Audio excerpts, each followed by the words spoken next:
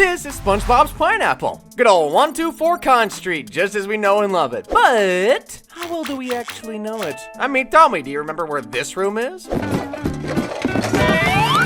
Or, alright, how about this room? Final question, where does this little hatch lead? I mean, it's gotta lead to the library slide, right? Your closet for a surprise. Wrong! So yeah, as little sense as a pineapple under the sea makes in general, believe me, the logistics make even less sense. I'm gonna show you exactly why. So before we begin, let's get the basics out of the way. This is our handy dandy layout of Spongebob's house. And as you can see, we've got 3 floors of this place as well as a roof. To keep things simple, let's start by just looking at the ground floor. We have the living room, kitchen, Aren't you gonna help me, Gary? Gary? a closet, Is it in here? No, don't! That's mine! and the stairs to the next floor. Already, there are a lot of issues when it comes to this floor. I mean, there are some pretty big exclusions on our layout already, but before we touch on that, let me point out our main problem rooms. First one is easy, the closet. This room changes its size and place literally all the time. That trophy clip from earlier has it to the left of the entranceway. But then again, here it is from the episode Gone, where it's actually on the right side of the room, according to the placement of the green sofa chair thing. Boy, we learned a lot about each other today. Which, yes, that room with the floaty is actually a closet, as we can tell from this monstrosity of a scene.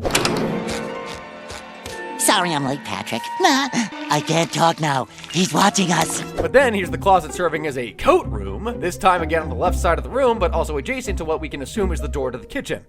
Try not to have too much fun without me. Ah! Hey, Gare, got another coat for you. And if you again look back at the layout, this should be where the stairs to the next floor are. So yeah, already off to a more than iffy start. Then we have the kitchen. Its reputation isn't spotless either. Here it is as Neptune intended in the episode Karate Star. Hey, buddy. You still got that bucket of cheese? Just look past the fact that SpongeBob was choking to death there, things look as they should be. Fridge toward the entryway, stovetop towards the wall, and a window to see the outside world. And a few seconds later, you can even see the door to the outside that our handy dandy layout shows us as well. Buddy, you okay? Absolutely beautiful. One issue though, I feel like SpongeBob's kitchen has always been missing a pantry. Like I feel most kitchens have those. Like there's gotta be one in there, yeah? Okay, Gary. I spoke too soon. There it is in everyone's favorite episode, Pet Sitter Pet, and it's right where that outside door should have been. All right. So if this pantry room does exist, there'd have to be a place jutting out of the back of SpongeBob's house to store it, but as you can see in the episode Naughty Nautical Neighbors, that ain't the case. Yeah, there we can see plain as day that not only is there no random room sticking out of the back, we also see the door that leads to the kitchen as well as a garage. I guess it's time to talk about it. So on that layout, there's just straight up no garage at all. None in existence. And frankly, I wouldn't blame the guy who made it. This room just never shows up. I think it has a grand total of like 4 appearances. In how many seasons? There's obviously the bit I just showed you from Naughty Nautical Neighbors, but there's also this portion from Reef Blower.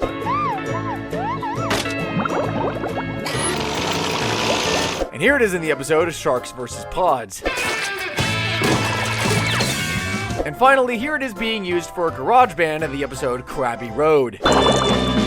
This time, the door to the kitchen is just gone, disappeared. What does that brown door in the back of the garage lead to? It's never been opened, and maybe for good reason. That reason being that this garage shouldn't even exist. SpongeBob can't drive. Why does he need a garage? Okay, time to move up to floor 2, containing some of the lesser known rooms in SpongeBob's house, like the library,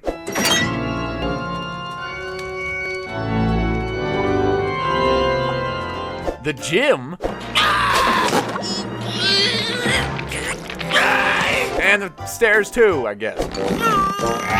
So first things first, the library is actually pretty consistent. I think the only thing that ever really changes is that sometimes the slide is there and sometimes it isn't. Here's the library with the slide in the episode Boating School. Go to your closet for a surprise. Then in that clip from earlier, we had that wide shot of the library with no slide from Something Smells.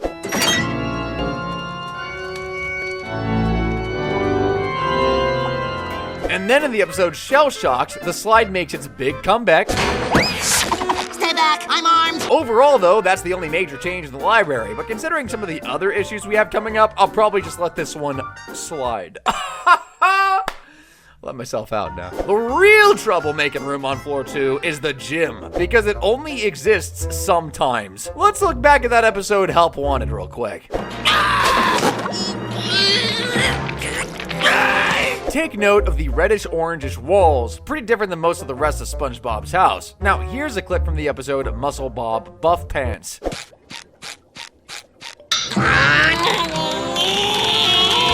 The walls are blue, and that's obviously his living room couch in the background. What the heck is going on here? Sponge, you got a gym. Why work out in there? And in case you were wondering, no, the gym is not a one-off room. It actually shows up a lot more than you'd think. Take, for instance, No Nose Nose. Come on, SquarePants, be a man! There are those same classic reddish-orange walls, good on SpongeBob for actually using the gym instead of the dang living room. Here it is in shambles and everyone's other favorite episode, A Pal for Gary. Hey, there it is, plain as day yet again. Red walls, tattered I Heart Pain banner. It's broken, but it's the gym. One problem, look how SpongeBob gets to the room. Gary, you are in big trouble, mister. Yeah, the gym is on the first floor here. Meanwhile, let's go back to the episode Shell Shocked. What did that door lead to before? Whoa!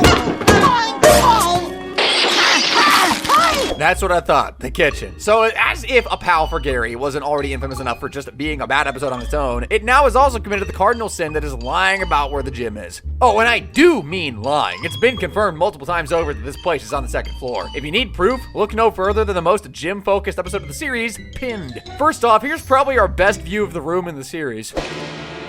Okay, SpongeBob, you can figure this out. Door placement checks out, posters are there, the walls reddish orange, everything is how it should be. This is our canonical gym, and we only have this proven further when we see this later in the episode. Yep, that's just straight up evidence that the gym is on the second floor right there. That's a pan up from the living room on floor 1 straight up to floor 2. No ifs, ands, nor buts. Just don't question the dude in the walls. We'll get to him. But before we do, we've got another floor to look over. Floor 3. And it's got all you could ever want. A bedroom. A bathroom. The previously mentioned library, which I guess technically means the library takes up 2 floors, and more stairs, because we all love stairs. Oh my god, my bone! Sorry, wrong clip. Kind of the same clip in a cosmic sort of way. Anyway, before we talk about the main issue here, we should get this out of the way. No, I don't know where this hatch leads. To my knowledge, it showed up in a few episodes, it was never used, and then disappeared. There's your entire history lesson on the hatch. Other than that, though, SpongeBob's room is pretty consistent, with the only issue being the size and location of his closet. For example, here's his closet in the SpongeBob movie. Then here it is looking pretty similar in To SquarePants or To Not SquarePants.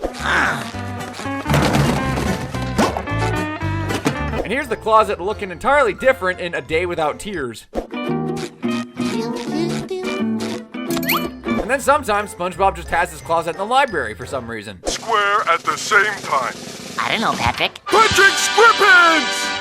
Yeah, I don't know why anyone would ever have their closet detached from their bedroom in a library of all places, but whatever floats your boat, I guess. But that's all I can really say about old Sponge Robert's bedroom. Overall, it's pretty consistent, unlike his bathroom. Let's get a good look at it one more time in everyone's other favorite episode, Stuck in the Ringer.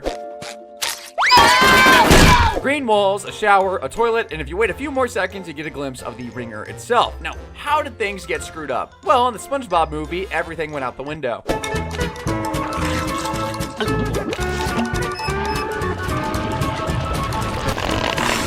Pink walls, a stool, a hose, some soap, and nothing else. I would be mad, but actually that's just a different bathroom. Don't worry, Spongie's other bathroom shows up a few shots later.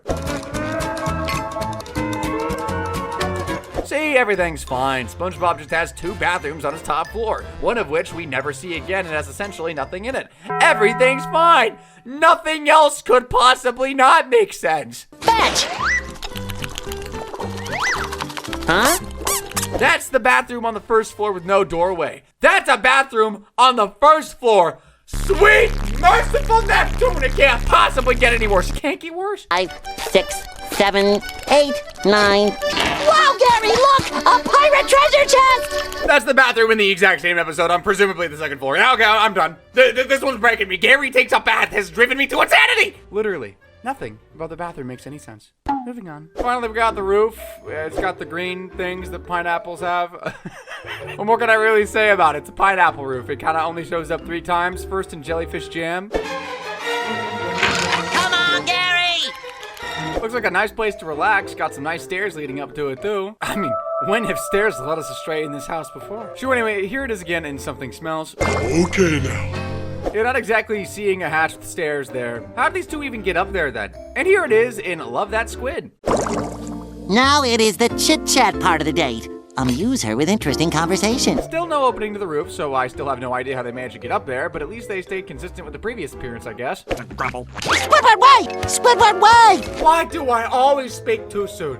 Okay, lot to unpack there. First off, the obvious. That opening just appeared out of thin air. Or thin water, I guess. But you know what? I can handle that. What I can't handle is that those are the stairs to the library that the two are walking down. So here's my question. Why are the stairs in SpongeBob's house so inconsistent? These are the real culprits of why the house breaks reality, really. There's also just randomly an attic in one episode of the show, so like the stairs up here make even less sense now. Honestly, you know what? I think the roof is just in an alternate universe. Out there with the SA writing room in one appearance room purgatory. But finally, we've gotten to the outliers that are beyond any particular level of the house. These rooms aren't just nautical nonsense. These are mysteries that put physics and all of science, really, to shame. So do me a favor real quick. Watch the intro to the episode Jellyfishing for me. Oh, what is happening here?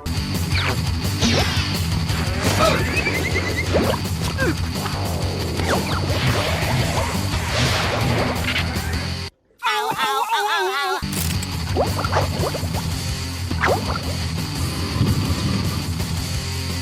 Now I want you to look me dead in the eyes and tell me what rooms those are. Where do those jellyfish hunting rooms belong in our layout? Where does a flippin' fire pole fit into SpongeBob's house? Where? Why do we need vents to get to the fire pole? What are those walls? I don't recognize any of those patterns. What is happening? That's only around 45 seconds of one episode. Gave us like 6 new rooms, none of which have any spatial reasoning whatsoever. This is non-Euclidean geometry at its finest. And as much as I can say nothing can top it, we still have one more room to look at, if you can even call it that. This, my fine flippered friends, is the biggest example of SpongeBob's house making absolutely zero sense. Behold! Welcome to Wallhalla! Yes! This is a world entirely within the walls of SpongeBob's wall that he enters like this.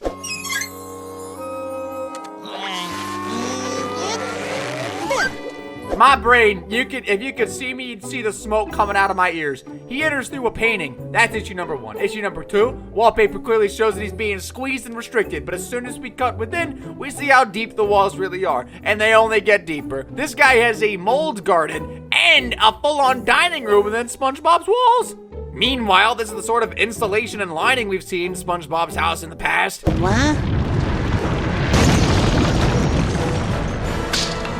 There's literally no insulation visible in that shot. This place is a dang pineapple. There's no insulation. It's not built like a house, it's a fruit. Even if it was originally an actual house instead of a pineapple, nematodes ate that place and then a new pineapple grew over it. There's no possible way this can make any sense at all. Goes beyond cartoon logic. This gotta be magic. Physics breaking stuff or something. Pineapples don't function like this. Why did I expect this to ever make sense? Why am I making this a big deal? It's SpongeBob.